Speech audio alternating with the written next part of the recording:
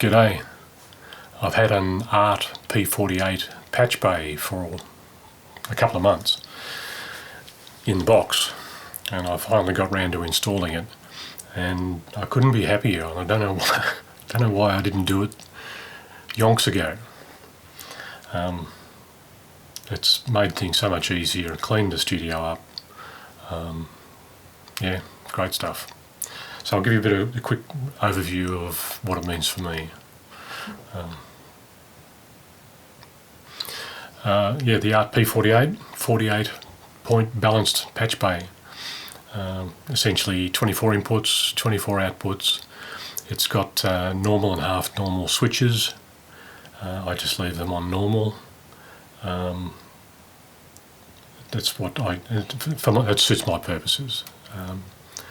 It's just a flick of a switch if I wanted to use a dual output type scenario. But yeah, my setup is essentially 20 inputs that I can take into Pro Tools. I've got 8 on a Universal Audio X8P, another 4 on a Polo X4, and then I've got a 4710, or Universal Audio again. It's got 4 preamps and an additional 4 digital conversion inputs. And I've got a couple of rooms that I can use for recording. I've got one room outside of this room where I can record drums, for example, and I can take 16 inputs from that room. And if for example I'm recording a band live, I might have the drummer downstairs and a guitarist in with me and his amp in a second room I've got up the corridor, smaller room, but I can use it for amps, and can run a couple of mic inputs from that room. So the 16 from the drum room, they're fed into the first 16 inputs on my patch bay. The first 8 of those are wired into the X8P. The next 4 are into the 4710 preamp inputs, and then the final 4, which end up in the 4710 digital conversion inputs. Using the patch bay, I run them out to an old Mackie mixing console to give me the preamp boosts I need, and then back into the patch bay for direction into the 4710 conversion.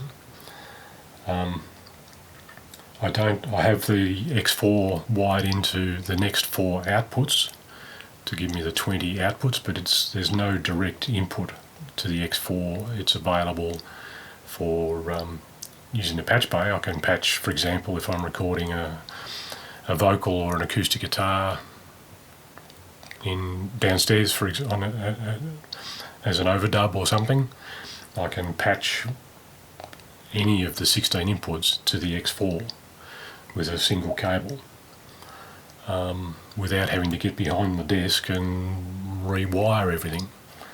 I can also I've got an old DBX compressor.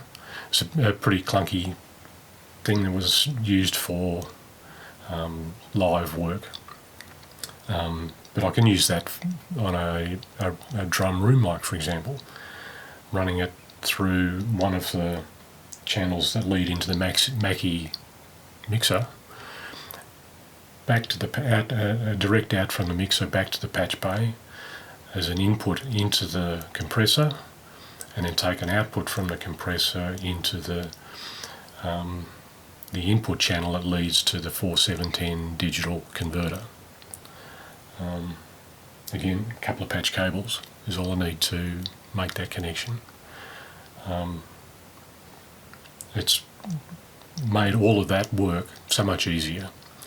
The other thing I find I get additional benefit out of is being a sole operator with multiple rooms. It can be awkward trying to get sound levels. If I wanted to record an acoustic guitar, for example, in my room downstairs,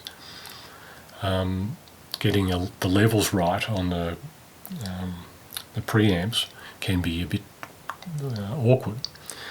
But I can set up the mic I'll be using downstairs. I just set it up in here, run it into the patch bay, get my levels sorted in this room, then just relocate the mic downstairs, press record up here, go down and play my part, and solves that problem for me. It's tremendous. It's done a lot for my process in the studio. So I highly recommend them.